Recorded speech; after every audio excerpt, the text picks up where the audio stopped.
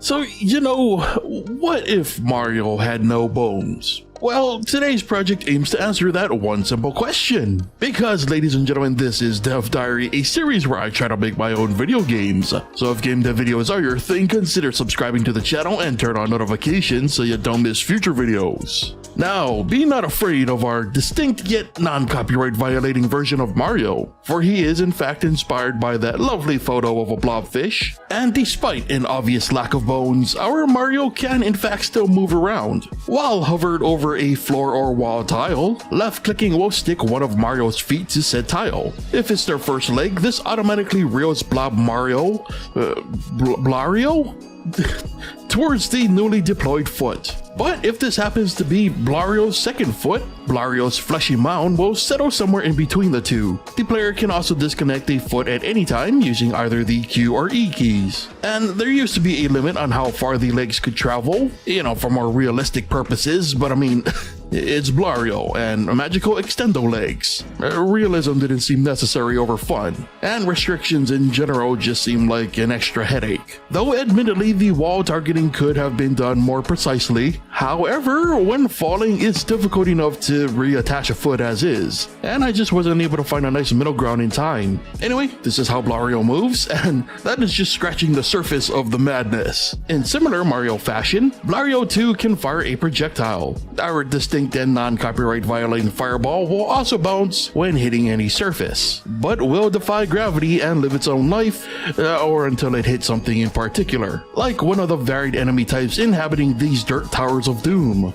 Generally speaking, the enemies can be stunned for a few seconds by hitting it with a fireball, and stunning these dangerous fiends is often necessary in order to survive. Let's start with the enemy flying turtle. Not only will touching these mutated abominations hurt Blario, but they will also attempt to drop eggs on the player from above, and these eggs will fall forever until they meet floor, smashing into oblivion. That's right, these turtles are willing to sacrifice their own offspring just so this movable pile of flesh won't be able to scale the tower. Our next enemy is the totally unique concept of a plant creature with teeth. Now these creatures are far less aggressive than the turtles. Instead, all they really do is spend all day vomiting their guts out over and over and over again. Where it all comes from and why it only travels down a bit before disappearing are just a few of the mysteries of Blario's world, and legend has it that asking too many questions is how Blario lost all of his bones, so maybe keep that in mind moving forward. Kinda like the thought that if you enjoy the content, supporting me on Patreon is the best way to help me keep making it, and doing so can get you access to exclusive content and downloads, and even early access to the weekly Dev Diary videos before they're released on YouTube.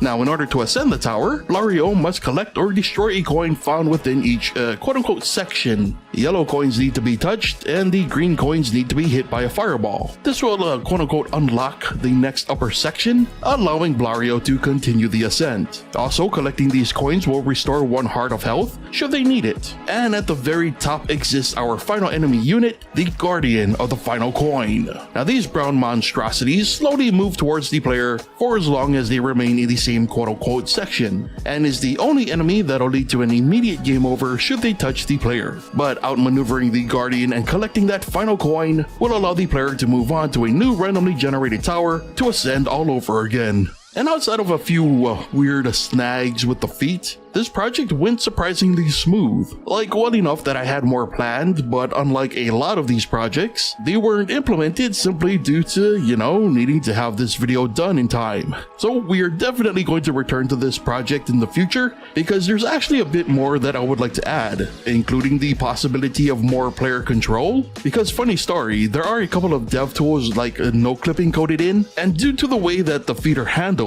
they affect the movement of the player when no clipping. And the end result is this weird rubber band effect that gives the player some extra mobility. And I'm not sure if we should make that an actual feature, just to make avoiding dangers a bit less tedious. Though the tedium does seem to kind of be part of the fun. I don't know. What do you think? Cool feature, unnecessary feature? What are some cool features that we could add next time? I'm all ears, so be sure to share any and all thoughts in the comments. And if you enjoyed today's video, be sure to leave a like. Well, with that said, brings us to the end of today's Dev Diary, so thank you so much for watching, and I'll see you next time.